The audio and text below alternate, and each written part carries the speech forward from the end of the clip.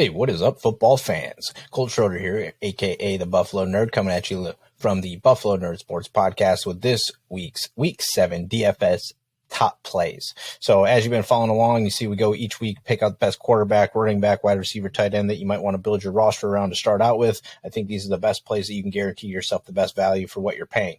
So last week we had a good week. Only one letdown probably. I think we're staying pretty consistent with what we've been doing, so we're going to stick with the same kind of philosophy as moving forward into Week 7.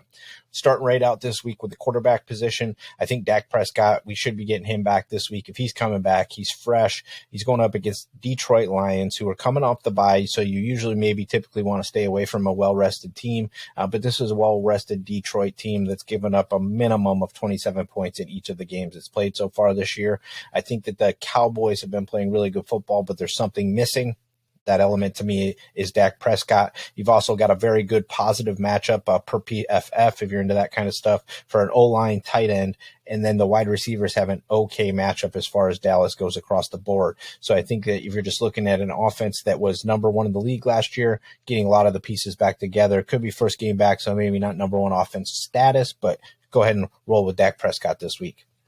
Running back position, we're going with a guy that's turning into a bell cow. The team is on a 3-win streak because of him. We're going with Austin Ekeler. He's going up against Seattle this week, who has been giving up some points every week. I think that this is more about how much that you're seeing Ekeler get fed. And this is two bad defenses, so you should potentially see Geno Smith's got a very good offensive rhythm going up there in Seattle right now. So there should be a game that we see kind of go back and forth, and we watch these teams kind of light the scoreboard up. But the key for the Los Angeles Chargers to do that is Austin Ekeler. Seattle's been giving up 124 yards rushing a game, and they've got 3 games of a heavy dose of Ekeler has resulted in wins. That's passing and rushing. So I think you stick with Ekeler again this week.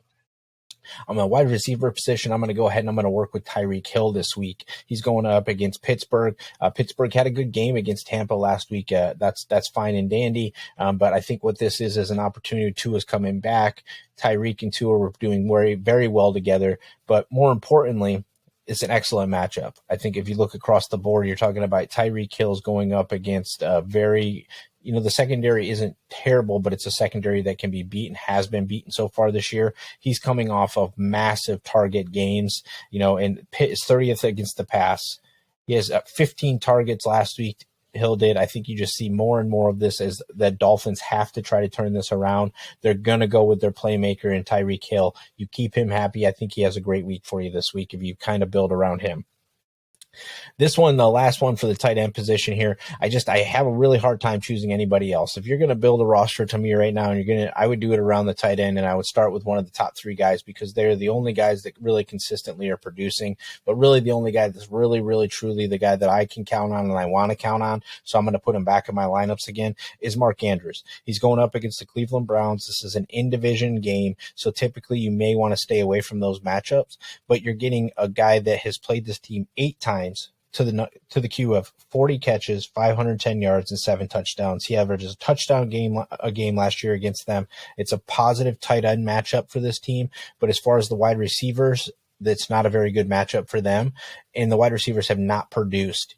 Bateman is supposedly back practicing this week, but besides that, the Ravens had not had an offense outside of Mark Andrews. I think no matter who tries to stop him in division, out of division, Mark Andrews is still the guy you can count on each and every week. So I'm going with Mark Andrews with the tight end this week.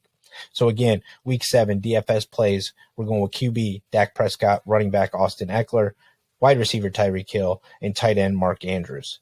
I hope you guys have a great week. I hope you guys are enjoying what we're doing over here at the Buffalo Nerd Sports Podcast, and I appreciate everybody listening. Please subscribe down below. Leave your comments of who your favorite players are for the week, and I'll see you guys next week, and best of luck.